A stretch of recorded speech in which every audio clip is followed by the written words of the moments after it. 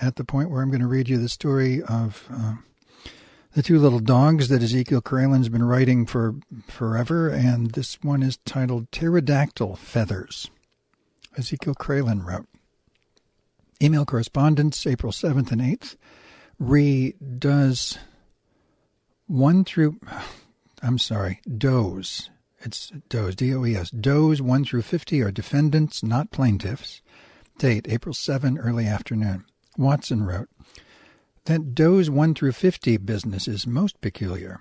I replied, no kidding. Watson wrote, we'll be waiting attentively for a report of meeting with lawyer. I replied, just a half hour to go. Meanwhile, now this just happened.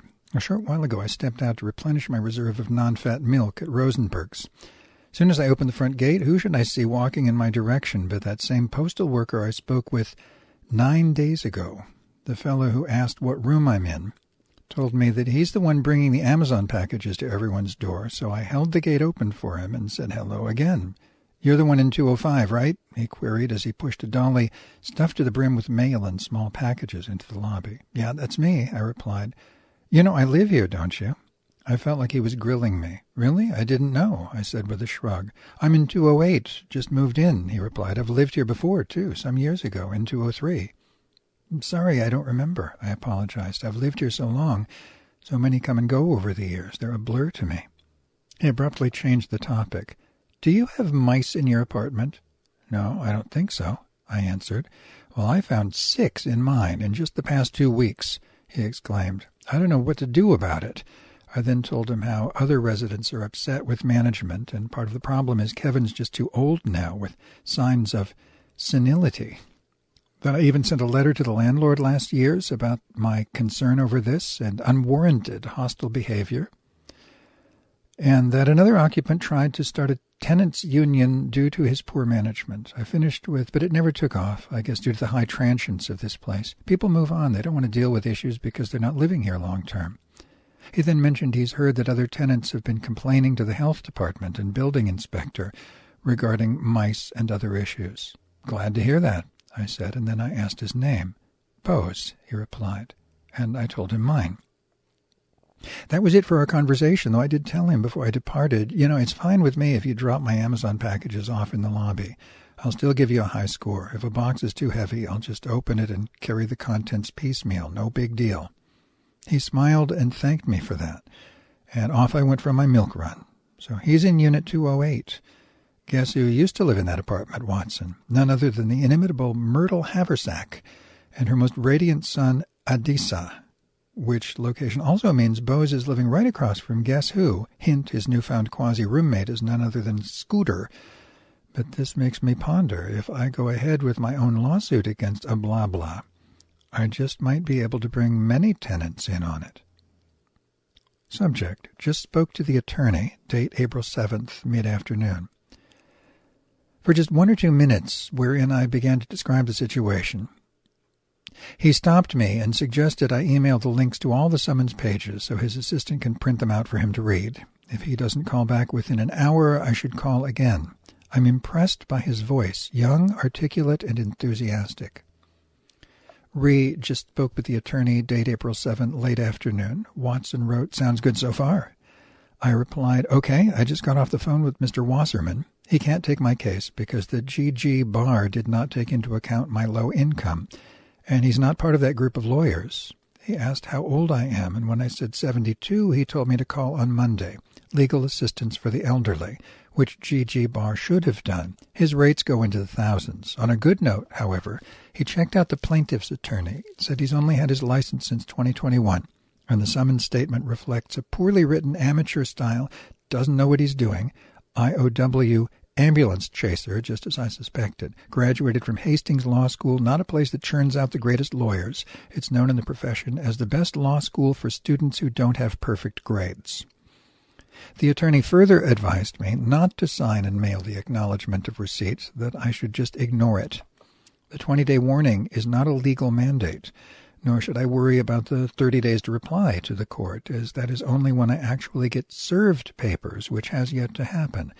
They have to do that in person, and that's when the clock starts ticking. Mr. Wasserman said I really shouldn't worry much at this point.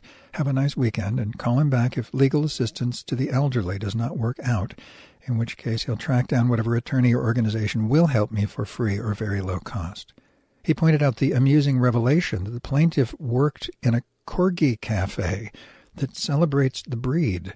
So many corgi owners go there. In some, since I have no extra savings in the bank and no assets such as a vehicle, there's no way they can sue me, even if they won their case, which is unlikely. But blah blah will probably try to use this suit in an attempt to evict me, because I've lived here so long on such a low rent. I will let my attorney Magdalena know that Gigi Bar wasn't any help, and describe what this lawyer told me, just what I have posted to you.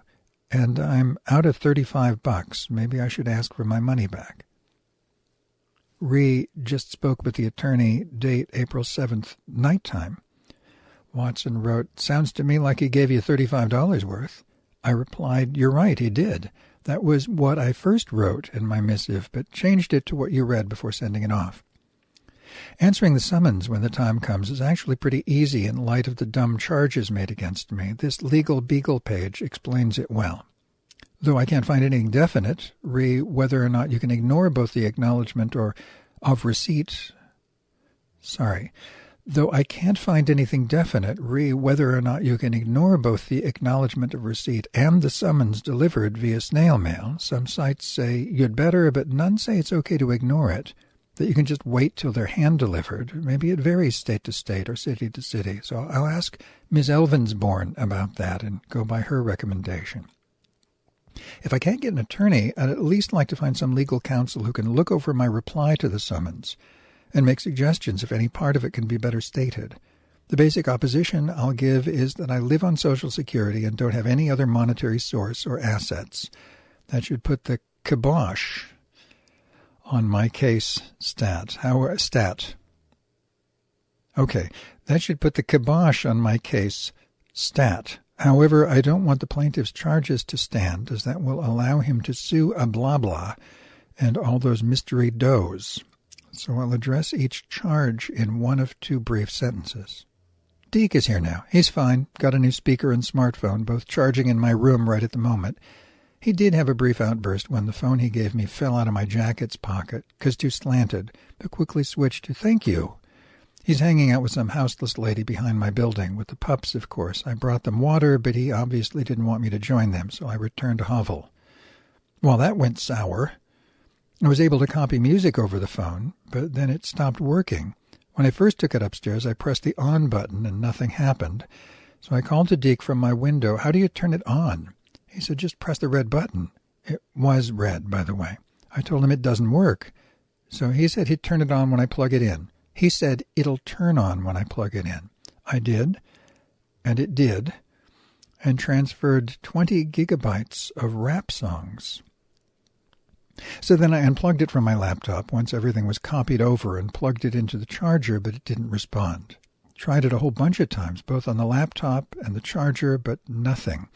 I stepped out then to tell him it's not working right. Of course, he blamed me for breaking it, and I replied by saying it probably wasn't working before he gave it to me.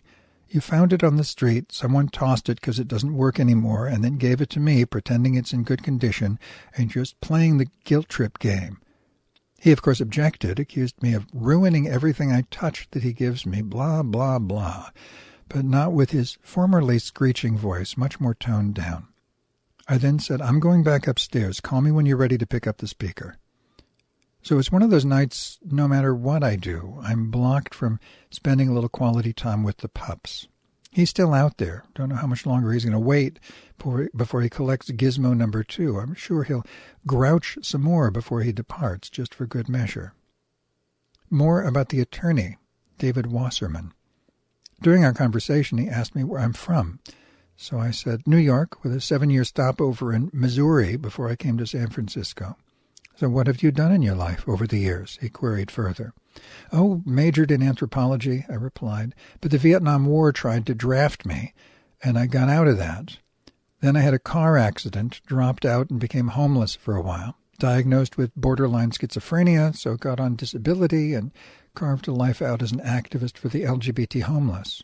Interesting, he mused.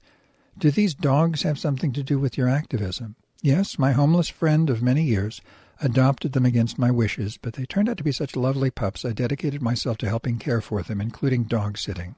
I forgot to tell him I'm also an author and writing true tales around the doggies and my homeless friend, and they're read on the air every Friday from a radio station up north. Damn it. Signed, Zeke K. Holmes. P.S. Geez, this legal crap is taking up all my writing. Never planned it that way, but still it's excellent grist for the author's mill regardless, so I won't whine. Subject, seeking your feedback. Date, April 8th, morning.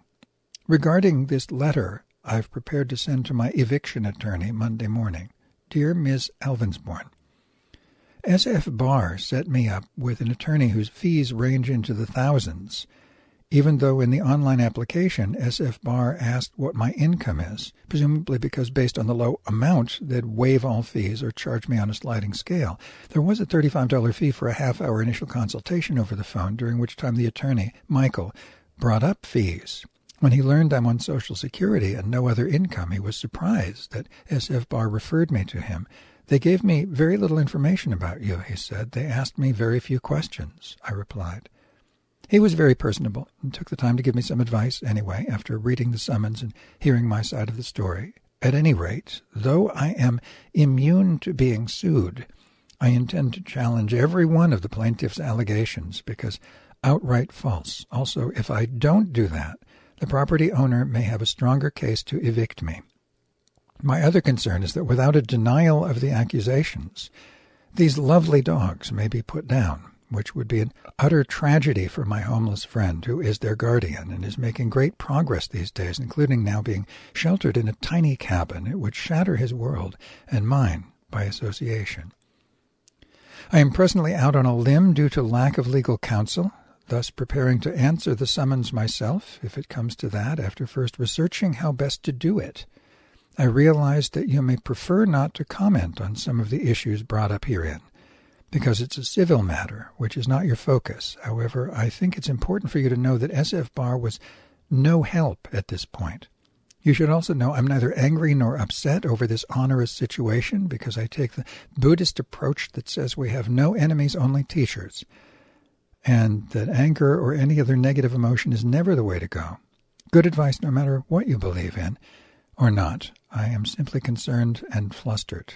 Thank you for your kind attention, Magdalena, and my apologies for such a long email. Sincerely signed, Ezekiel J. Kralin. Subject, I woke up in the middle of the night, around 3 a.m., date April 8th, mid-morning. With an incredible feeling of peace and joy washing over me, it felt great.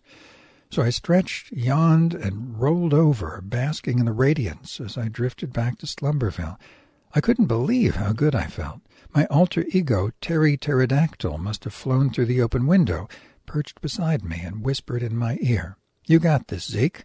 All will be fine, including your beloved Brindlekin. In fact, everything will turn out so much better than you can imagine in a short time from now. Rest well, my featherless brother," and then launched himself off my cot to vanish once more into the dark night skies beyond before I opened my eyes. But just a little while ago I wondered, did pterodactyls actually have any feathers, or is Terry just pulling my wing? So I duck-duck-go'd my question to discover that yes, they did. The feathers were tiny and scant, but sure enough they were there, and colorful to boot. To be continued.